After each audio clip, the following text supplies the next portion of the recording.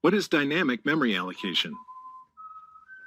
At any given time, a running program has a fixed number of bytes with which it gets its work done. When the program would like more memory, it needs to ask for more from the OS. This is known as dynamic memory allocation and is shown in Figure 6.6. Dynamic memory allocation is a three-step process. 1. Request memory from the OS via a system call. In the Unix family of operating systems, this system call is alloc. In MS Windows, the call is heap alloc. 2. Make use of the allocated memory in the program. 3. Release memory that isn't needed back to the OS via free for Unix systems and heap free for Windows. As it turns out, there is an intermediary between the programs and the OS, the allocator, a specialist subprogram that is embedded into your program behind the scenes. It will often perform optimizations that avoid lots of work within the OS and CPU. Let's examine the performance impact of dynamic memory allocation and strategies to reduce that impact. Before starting, let's recap why there's a performance difference between the stack and the heap. Remember that the stack and the heap are conceptual abstractions only. These do not exist as physical partitions of your computer's memory. What accounts for their different performance characteristics? Accessing data on the stack is fast because a function's local variables, which are allocated on the stack, reside next to each other in RAM. This is sometimes referred to as contiguous layout. A contiguous layout is cache-friendly. Alternatively, variables allocated on the heap are unlikely to reside next to each other. Moreover, accessing data on the heap involves dereferencing the pointer. That implies a page table lookup and a trip to main memory. Table 6.1 summarizes these differences. There is a trade-off for the stack's increased speed. Data structures on the stack must stay the same size during the lifetime of the program. Data structures allocated on the heap are more flexible. Because they are accessed via a pointer, that pointer can be changed. To quantify this impact, we need to learn how to measure the cost. To get a large number of measurements, we need a program that creates and destroys many values. Let's create a toy program. Figure 6.7 shows a background element to a video game. After running listing 6.9, you should see a window appear on your screen filled with a dark gray background. White, snow-like dots will start to float from the bottom and fade as they approach the top. If you check the console output, streams of numbers will appear. Their significance will be explained once we discuss the code. Listing 6.9 contains three major sections. A memory allocator, the reporting allocator struct, records the time that dynamic memory allocations take. Definitions of the structs, world, and particle, and how these behave over time. The main function deals with window creation and initialization. The following listing shows the dependencies for our toy program, listing 6.9. The source for the following listing is in ch6/ch6-particles/cargo.toml. The source for listing 6.9 is in ch6/ch6-particles/main.rs. Listing 6.9 is a fairly long code example, but hopefully it does not contain any code that's too alien compared to what you've already seen. Toward the end, the code example introduces Rust's closure syntax. If you look at the call to window.draw_2D, it has a second argument with vertical bars surrounding the two variable names. Vertical bar, ctx, renderer, _device, vertical bar, open brace, ... close brace. Those vertical bars provide space for the closure's arguments, and the curly braces are its body. A closure is a function that is defined in line and can access variables from its surrounding scope. These are often called anonymous or lambda functions.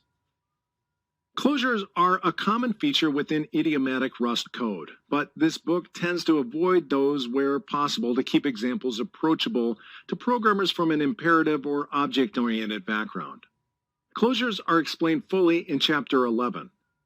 In the interim, it's sufficient to say that these are a convenient shorthand for defining functions. Let's next focus on generating some evidence that allocating variables on the heap many millions of times can have a performance impact on your code. Section 6.3.4, Analyzing the Impact of Dynamic Memory Allocation. If you run listing 6.9 from a terminal window, you'll soon see two columns of numbers filling it up. These columns represent the number of bytes allocated and the duration in nanoseconds taken to fulfill the request. That output can be sent to a file for further analysis as shown in the following listing, which redirects standard error from ch-particles to a file. One interesting aspect from this short extract is that memory allocation speed is not well correlated with allocation size. When every heap allocation is plotted, this becomes even clearer as Figure 6.8 shows. To generate your own version of Figure 6.8, the following listing shows a new plot script that can be tweaked as desired. You'll find this source in the file ch6/alloc.plot. Although larger memory allocations do tend to take longer than shorter ones, it's not guaranteed. The range of durations for allocating memory of the same number is over an order of magnitude. It might take 100 nanoseconds, it might take 1,000. Does it matter? Probably not, but it might. If you have a 3 GHz CPU, then your processor is capable of performing 3 billion operations per second. If there is a 100 nanosecond delay between each of those operations, your computer can only perform 30 million operations in the same time frame. Perhaps those hundreds of microseconds really do count for your application. Some general strategies for minimizing heap allocations include using arrays of uninitiated objects. Instead of creating objects from scratch as required, create a bulk lot of those with zeroed values. When the time comes to activate one of those objects, set its values to non-zero. This can be a very dangerous strategy because you're circumventing Rust's lifetime checks. Use an allocator that is tuned for your application's access memory profile. Memory allocators are often sensitive to the sizes where these perform best. Investigate arena, and arena-typed arena. These allow objects to be created on the fly, but alloc and free are only called when the arena is created and destroyed. Section 6.4, Virtual Memory. This section explains what the term virtual memory means and why it exists. You will be able to use this knowledge to speed up your programs by building software that goes with the grain. CPUs can compute faster when they're able to access memory quickly. Understanding some of the dynamics of the computer architecture can help to provide CPUs with memory efficiently. Section 6.4.1, Background. I have spent far too much of my life playing computer games.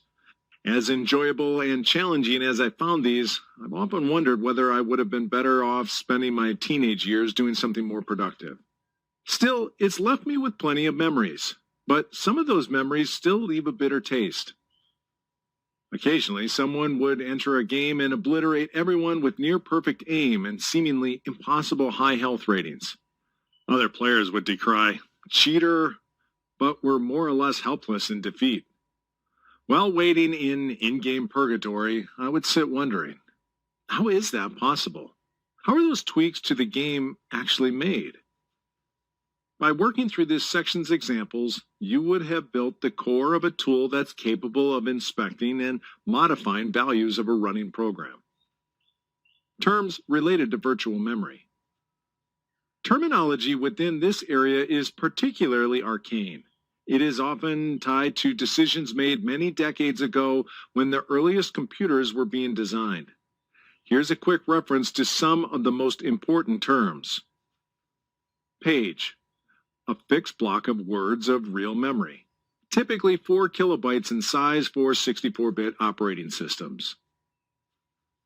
Word, any type that is the size of a pointer.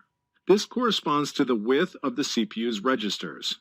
In Rust, usize and isize are word length types.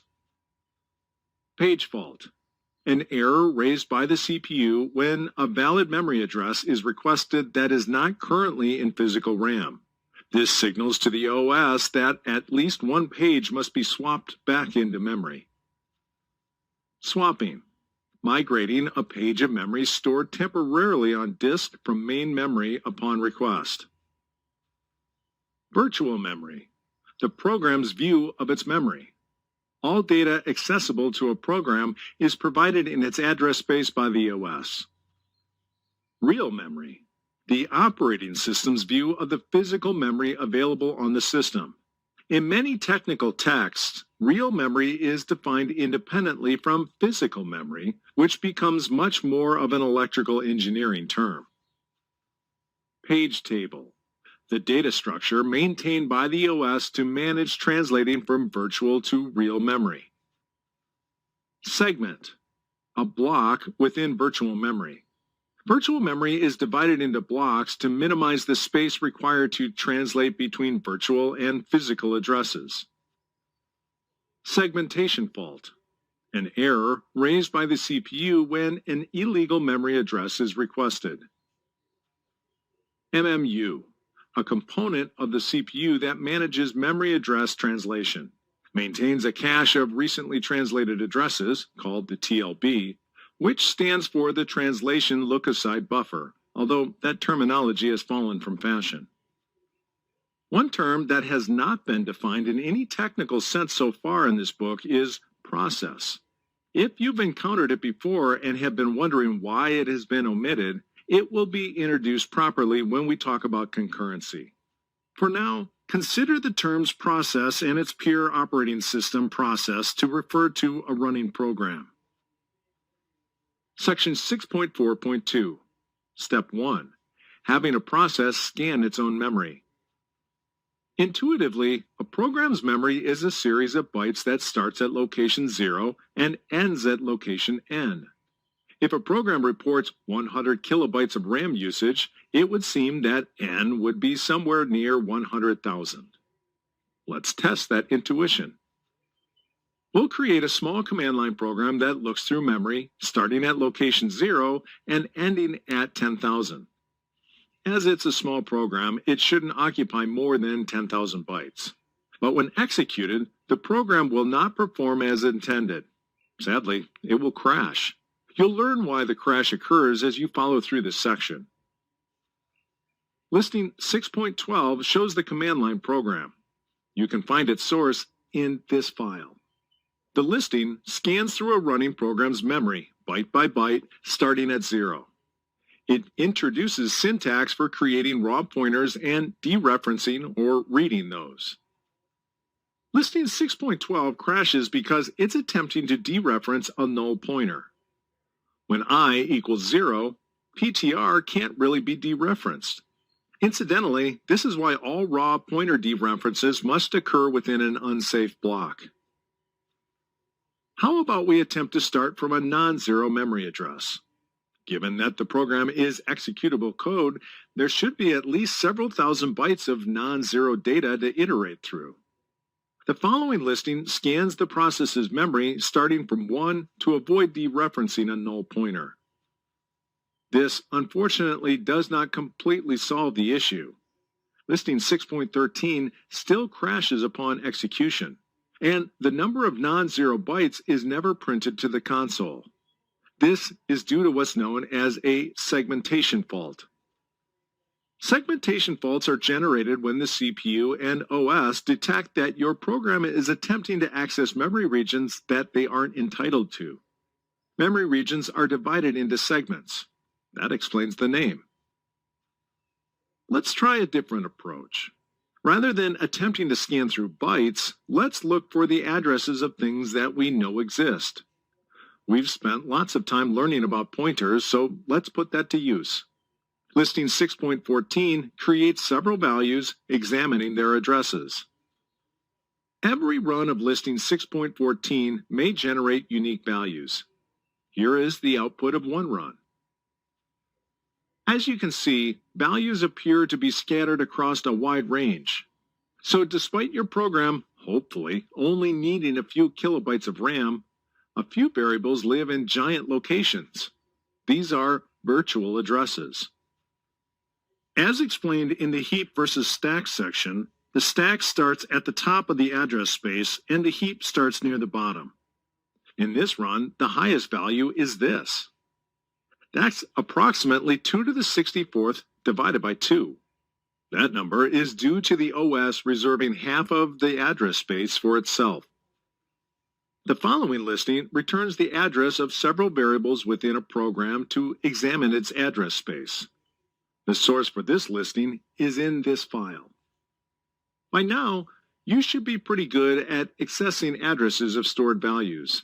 There are actually 2 small lessons that you may have also picked up on. Some memory addresses are illegal. The OS will shut your program down if it attempts to access memory that is out of bounds.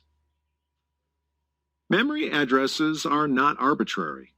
Although values seem to be spread quite far apart within the address space, values are clustered together within pockets. Before pressing on with the cheat program, let's step back and look at the system that's operating behind the scenes to translate these virtual addresses to real memory. Section 6.4.3. Translating virtual addresses to physical addresses.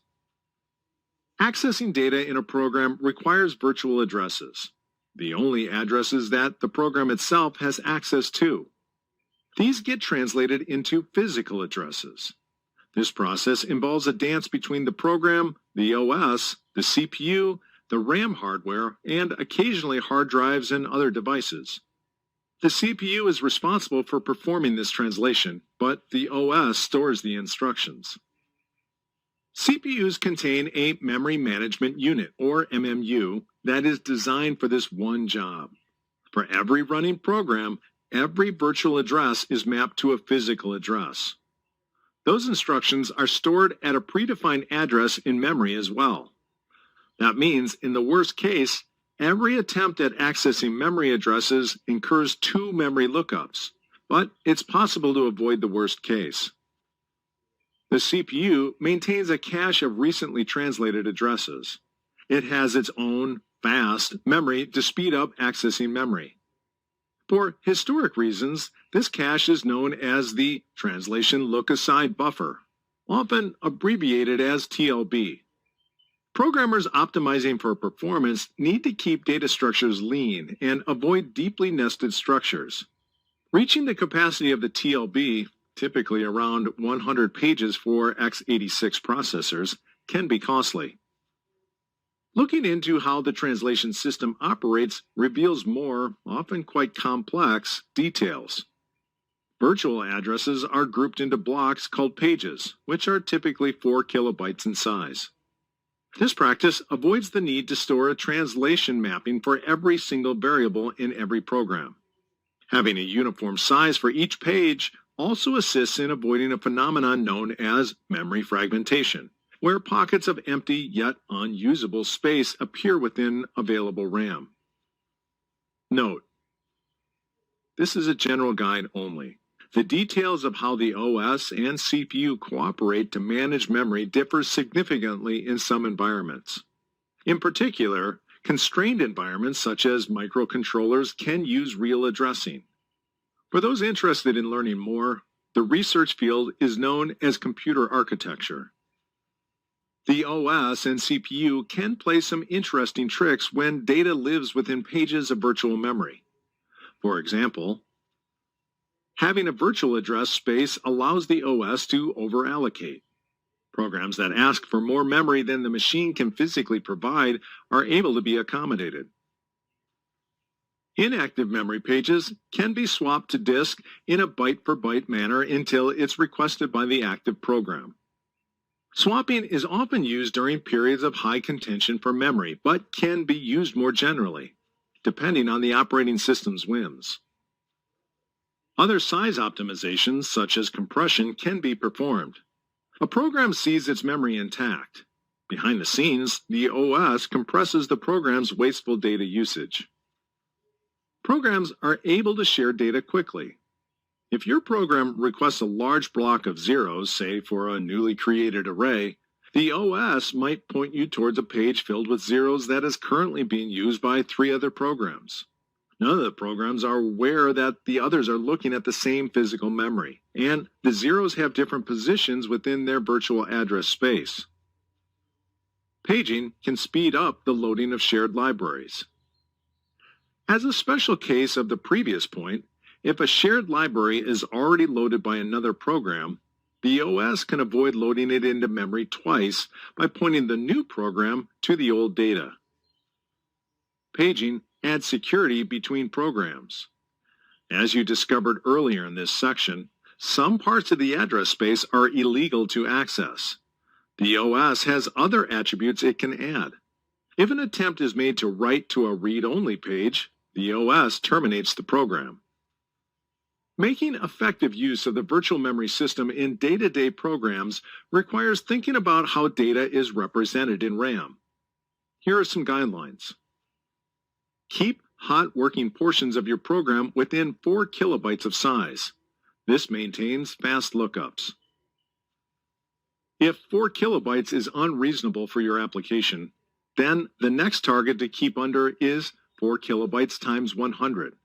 That rough guide should mean that the CPU can maintain its translation cache, the TLB, in good order to support your program. Avoid deeply nested data structures with pointer spaghetti. If a pointer points to another page, then performance suffers. Test the ordering of your nested loops.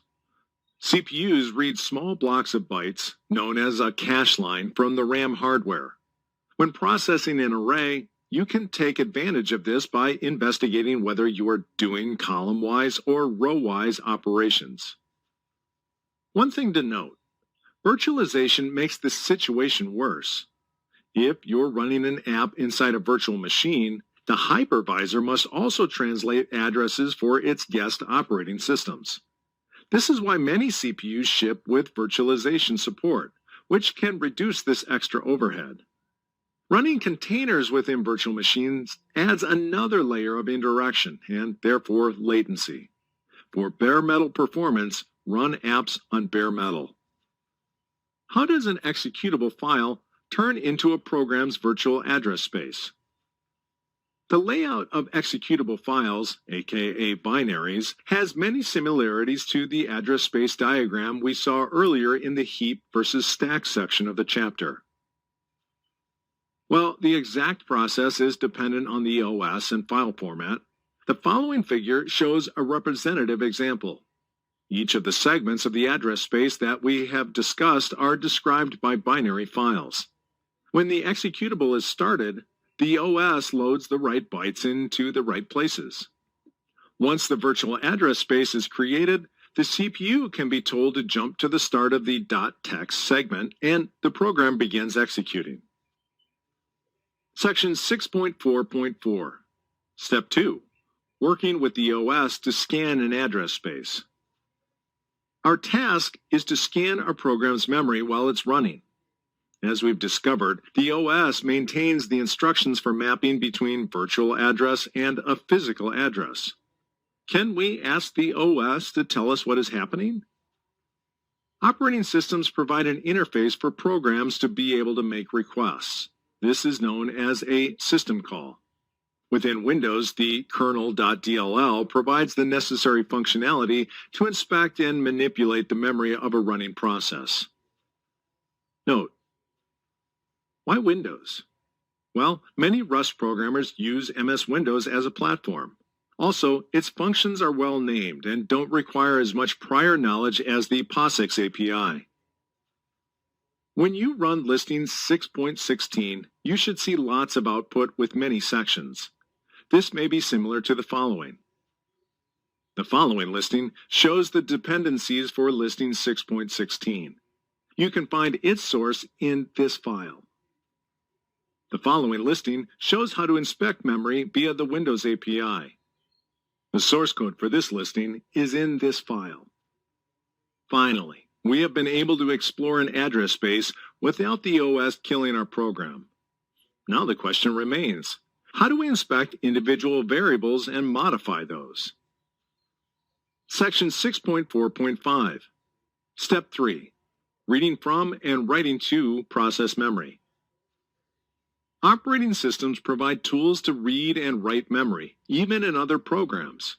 This is essential for just-in-time compilers, or JITs, debuggers, and programs to help people cheat at games. On Windows, the general process looks something like this in Rust-like pseudocode.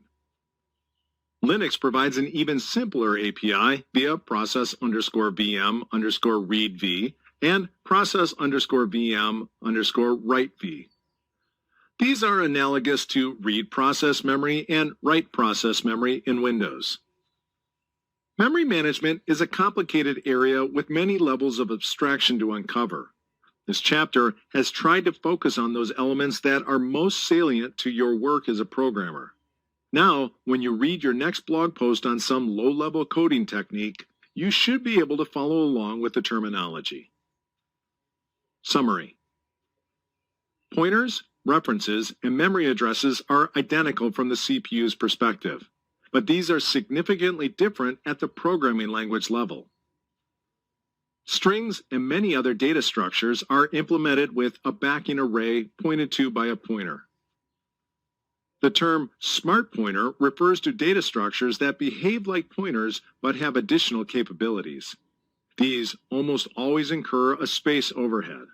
Additionally, data can include integer length and capacity fields or things that are more sophisticated, such as locks.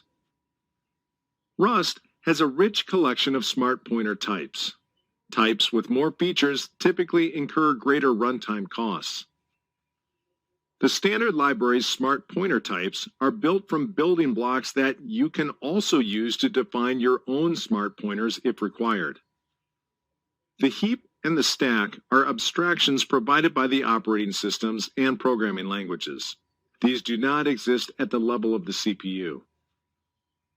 Operating systems often provide mechanisms, such as memory allocations, to inspect a program's behavior.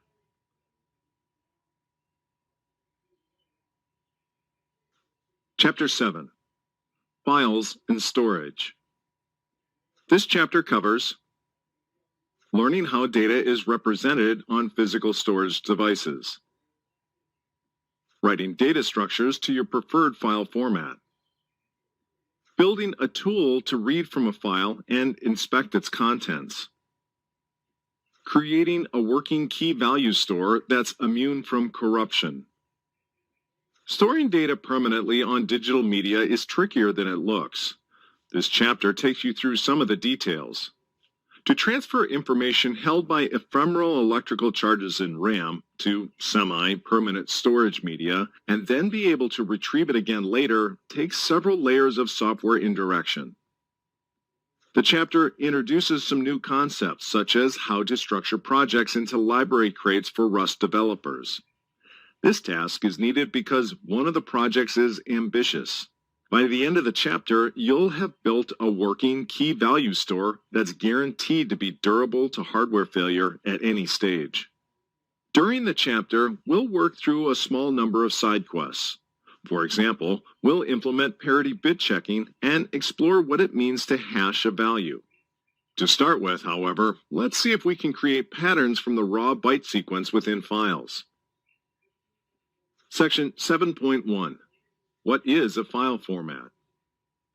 File formats are standards for working with data as a single, ordered sequence of bytes. Storage media, like hard disk drives, work faster when reading or writing large blocks of data in serial. This contrasts with in-memory data structures, where data layout has less of an impact. File formats live in a large design space with trade-offs in performance, human readability, and portability. Some formats are highly portable and self-describing. Others restrict themselves to being accessible within a single environment and are unable to be read by third-party tools, yet they are high performance. Table 7.1 illustrates some of the design space for file formats. Each row reveals the file format's internal patterns, which are generated from the same source text. By color-coding each byte within a file, it's possible to see the structural differences between each representation. Section 7.2. Creating your own file formats for data storage.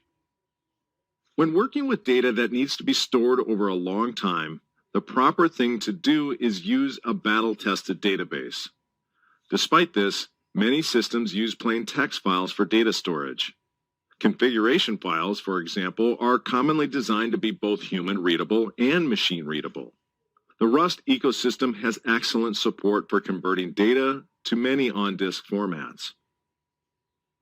Section 7.2.1. Writing data to disk with SERD and the bin code format.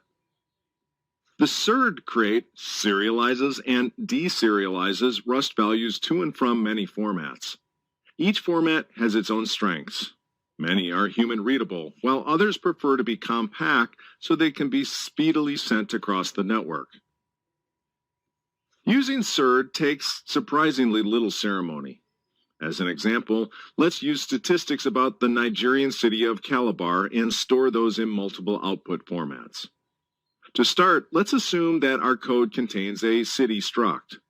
The SERD crate provides the serialize and deserialize traits, and most code implements these with this derived annotation. Populating that struct with data about Calabar is straightforward. This code snippet shows the implementation. Now to convert that Calabar variable to JSON encoded string. Performing the conversion is one line of code. SERD understands many more formats than JSON.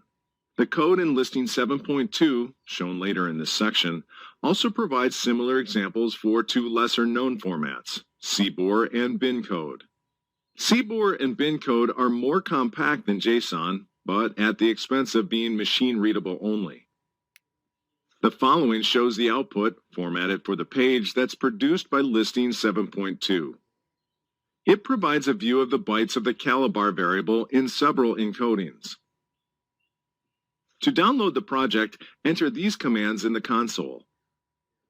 To create the project manually, create a directory structure that resembles the following snippet and populate its contents with the code in listing 7.1 and 7.2 from the ch7/ch7-serd-eg directory.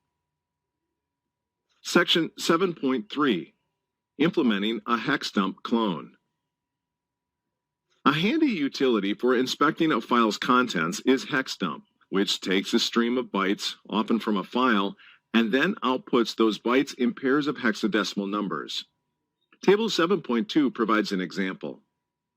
As you know from previous chapters, two hexadecimal numbers can represent all digits from 0 to 255, which is the number of bit patterns represented within a single byte. We'll call our clone FView, short for file view. Unless you're familiar with hexadecimal notation, the output from FView can be fairly opaque. If you're experienced at looking at similar output, you may notice that there are no bytes above 0 times 7e, or 127. There are also a few bytes less than 0 times 21, or 33, with the exception of 0 times 0a, or 10. 0 times 0a represents the new line character, or \n. These byte patterns are markers for a plain text input source. Listing 7.4 provides the source code that builds the complete FView. But because a few new features of Rust need to be introduced, we'll take a few steps to get to the full program. We'll start with listing 7.3, which uses a string literal as input and produces the output in table 7.2. It demonstrates the use of multi-line string literals, importing stdio traits via stdio prelude. This enables &U8 within square bracket types to be read as files via the stdio read trait. The source for this listing is in this file. Now that we've seen the intended operation of FView, let's extend its capabilities to read real files. The following listing provides a basic hex dump clone that demonstrates how to open a file in Rust and iterate through its contents. You'll find this source in this file. Listing 7.4 introduces some new Rust. Let's look at some of those constructs now. While, let, OK of underscore, followed by a code block surrounded in curly braces. With this control flow structure, the program continues to loop until f.read_exact returns error, which occurs when it has run out of bytes to read. f.read_exact, this method from the read trait transfers data from the source, in our case f, to the buffer provided as an argument. It stops when that buffer is full.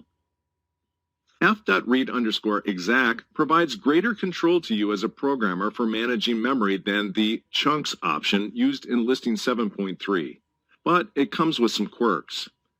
If the buffer is longer than the number of available bytes to read, the file returns an error, and the state of the buffer is undefined. Listing 7.4 also includes some stylistic additions. To handle command line arguments without using third-party libraries, we make use of std-env args. It returns an iterator over the arguments provided to the program. Iterators have an nth method, which extracts the elements at the nth position. Every iterator's nth method returns an option. When n is larger than the length of the iterator, none is returned. To handle these option values, we use calls to expect. The expect method is considered a friendlier version of unwrap. Expect takes an error message as an argument, whereas unwrap simply panics abruptly. Using std-env args directly means that input is not validated. That's a problem in our simple example, but is something to consider for larger programs.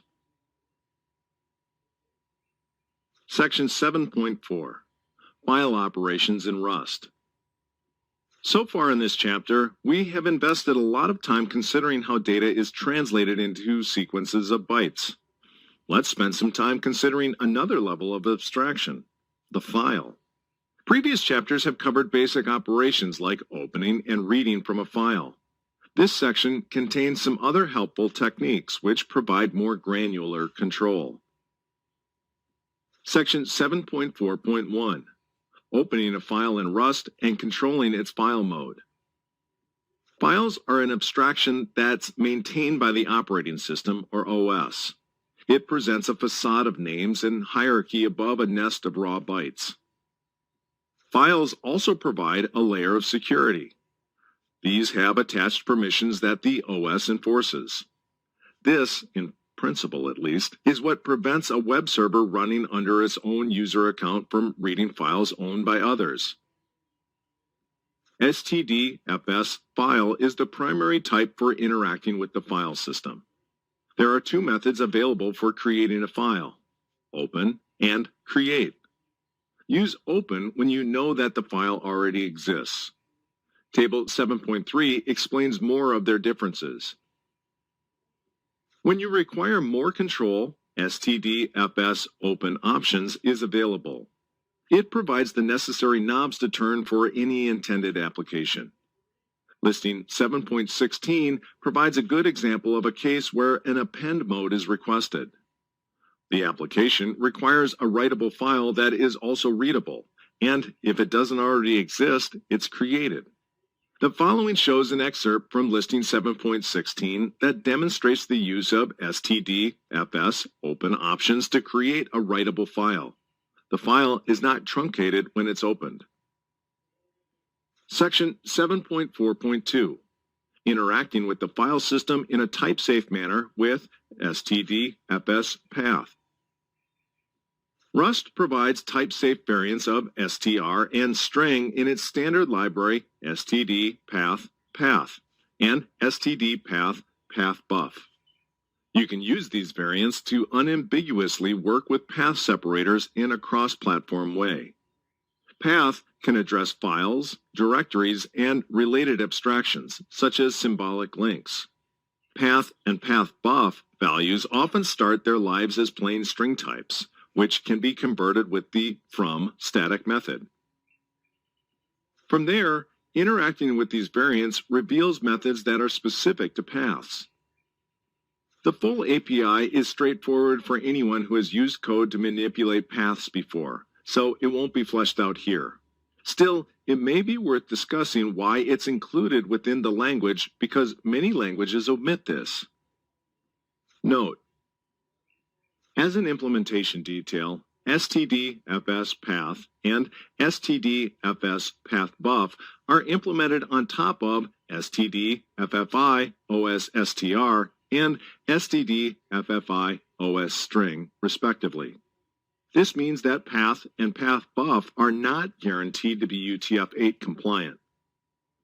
Why use path rather than manipulating strings directly? Here are some good reasons for using path. Clear intent. Path provides useful methods like set_extension that describe the intended outcome.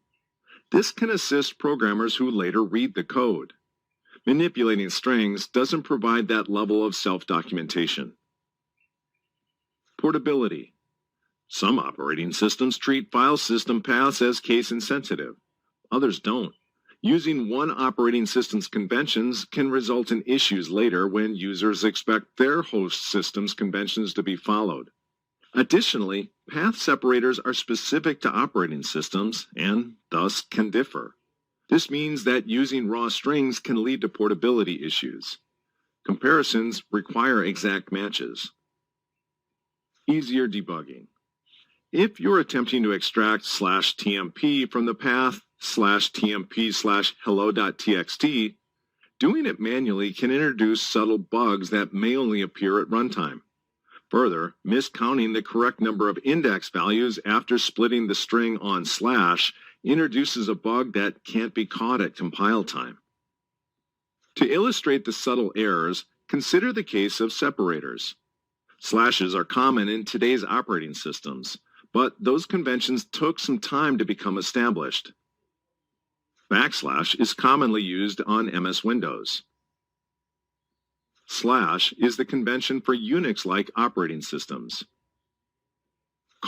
was the path separator for the classic Mac OS. > is used in the Stratus VOS operating system. Table 7.4 compares the two strings, std string and std path path. Section 7.5. Implementing a key value store with a log-structured append-only storage architecture. It's time to tackle something larger. Let's begin to lift the lid on database technology. Along the way, we'll learn the internal architecture of a family of database systems using a log-structured append-only model. Log-structured append-only database systems are significant as case studies because these are designed to be extremely resilient while offering optimal read performance. Despite storing data on fickle media like flash storage or a spinning hard disk drive, databases using this model are able to guarantee that data will never be lost and that backed up data files will never be corrupted. Section 7.5.1. The Key Value Model. The key value store implemented in this chapter, ActionKV, stores and retrieves sequences of bytes, U8 surrounded by square brackets, of arbitrary length. Each sequence has two parts. First is a key, and the second is a value. Because the &str type is represented as U8 surrounded by square brackets internally, Table 7.5 shows the plain text notation rather than the binary equivalent. The key value model enables simple queries such as, what is the capital city of Fiji? But it doesn't support asking broader queries such as, what is the list of capital cities for all Pacific Island states? Section 7.5.2. Introducing ActionKV version 1. An in-memory key value store with a command line interface. The first version of our key value store, ActionKV, exposes us to the API that we'll use throughout the rest of the chapter. and also introduces the main library code. The library code will not change as the subsequent two systems are built on top of it. Before we get to that code, though, there are some prerequisites that need to be covered. Unlike other projects in this book, this one uses the library template to start with, cargo new --lib action kv. It has the following structure. Using a library crate allows programmers to build reusable abstractions within their projects. For our purposes, we'll use the same lib.rs file for multiple executables. To avoid future ambiguity, we need to describe the executable binaries the ActionKV project produces. To do so, provide a bin section within the two square bracket pairs, bin surrounded by two square brackets, to the project's cargo.toml file. See lines 14 through 16 of the following listing. Two square brackets indicate that the section can be repeated. The source for this listing is in ch7/ch7-actionkv/cargo.toml. Our ActionKV project will end up with several files. Figure 7.1 illustrates the relationships and how these work together to build the akv_mem executable, referred to within the bin surrounded by two square brackets section of the project's cargo.toml file. Section 7.6, ActionKV version 1, the front-end code. The public API of ActionKV is comprised of four operations: get, delete, insert, and update. Table 7.6 describes these operations. Naming is difficult. To access stored key-value pairs, should the API provide a get, retrieve, or perhaps fetch? Should setting values be insert, store, or set? ActionKV attempts to stay neutral by deferring these decisions to the API provided by std collections hashmap. The following listing, an excerpt from listing 7.8, shows the naming considerations mentioned in the preceding